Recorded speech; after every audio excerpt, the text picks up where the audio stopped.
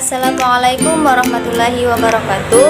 Alhamdulillahirabbil alamin. Wassalatu wassalamu ala asyrafil anbiya'i wal mursalin sayyidina wa maulana Muhammadin wa ala alihi wa sahbihi ajma'in. Amma ba'd. Yang terhormat dosen pembimbing mata kuliah Quran dan Hadis Tarbawi, yakni Mu'alim Haji Hamdi MPDI, dan saya sendiri Jarinah Elsa Budiarti dari lokal PGMI 5C. Kali ini saya akan mempresentasikan makalah dari saya yang berjudul Al-Quran dan Hadis Tarbawi tentang mencari dan memakan rezeki yang halal. Nah, seperti apa penjelasannya? Lanjutkan videonya sampai habis ya. Pembahasan yang pertama yaitu konsep rezeki. Menurut Kamus Besar Bahasa Indonesia atau KBBI, kata rezeki memiliki dua arti. Yang pertama, rezeki adalah segala sesuatu yang dipakai untuk memelihara kehidupan yang diberikan oleh Allah Subhanahu wa taala berupa makanan, nafkah, dan kebutuhan dalam kehidupan sehari-hari. Dan yang kedua yaitu kata kiasan dari penghidupan, pendapatan yang biasa kita sebut sebagai nafkah uang dan sebagainya, untuk digunakan memelihara kehidupan, keuntungan, kesempatan mendapatkan makanan dan sebagainya.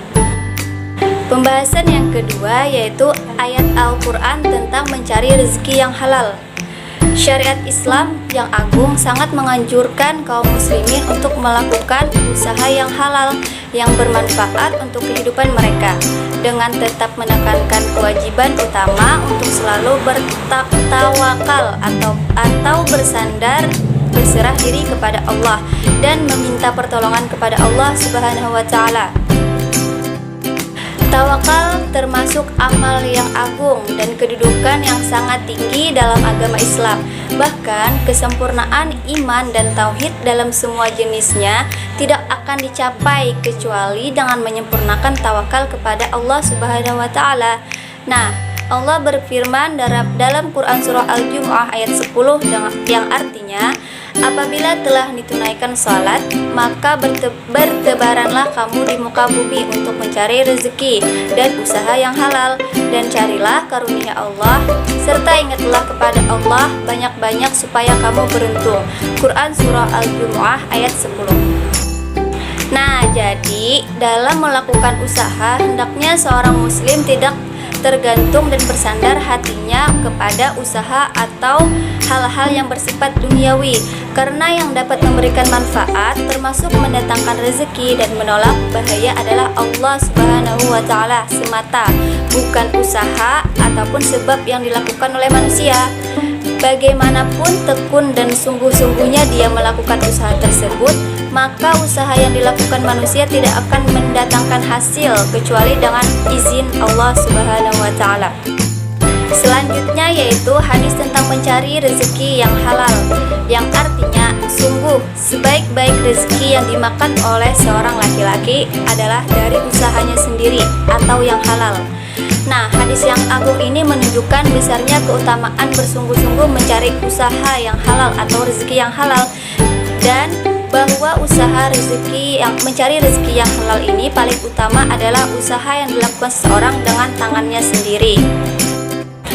Allah Subhanahu wa taala berfirman dalam Al-Quran yang artinya yaitu orang-orang yang mengikuti Rasul, Nabi yang ummi, yang namanya mereka terdapat di dalam Taurat dan Injil yang ada di sisi mereka, yang menyuruh mereka mengerjakan yang ma'ruf dan melarang mereka dari mengerjakan yang mungkar, serta menghalalkan bagi mereka segala yang baik dan mengharapkan bagi mereka segala sesuatu yang buruk, dan membuang diri mereka beban-beban dan belenggu-belenggu yang ada pada mereka.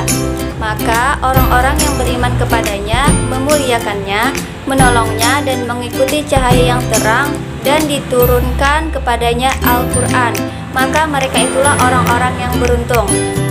Jadi itu artinya bahwa mereka yang memahami ajaran Islam dengan baik, apapun yang masuk di dalam perutnya harus seizin Sang Pencipta, yaitu Allah Subhanahu wa taala.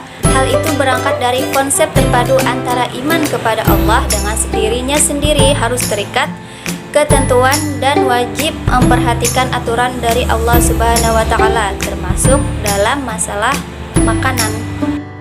Selanjutnya yaitu hadis tentang memakan rezeki yang halal, yang artinya, wahai hakim, sesungguhnya harta itu hijau lagi manis. Barang siapa yang mencarinya untuk kedermawanan dirinya, tidak tamak dan tidak mengemis, maka harta itu akan memberkahinya. Namun, barang siapa yang mencarinya untuk keserakahan, maka harta itu tidak akan memberkahinya, seperti orang yang memakan makanan namun tidak kenyang. Tangan yang di atas lebih baik daripada tangan yang di bawah. Hadis riwayat Muslim.